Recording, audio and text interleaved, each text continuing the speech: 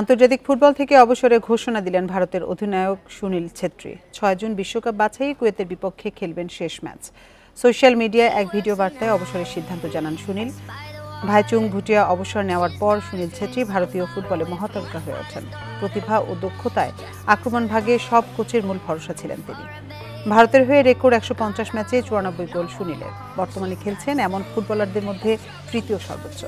তার উপরে Cristiano Ronaldo ও Lionel Messi.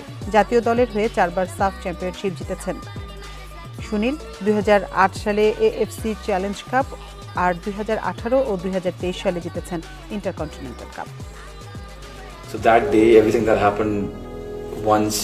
গত 19 বছরে চাপ এবং দেশের হয়ে খেলার আনন্দ দুটোই আমার সঙ্গে ছিল।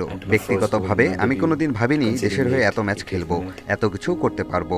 গত 1-1.5 মাসে আমি সেটা পেরেছি এবং খুব অদ্ভুত লেগেছে। হয়তো করতে পেরেছি কারণ আমি বুঝতে পেরেছিলাম পরের ম্যাচটা আমার শেষ ম্যাচ হতে চলেছে।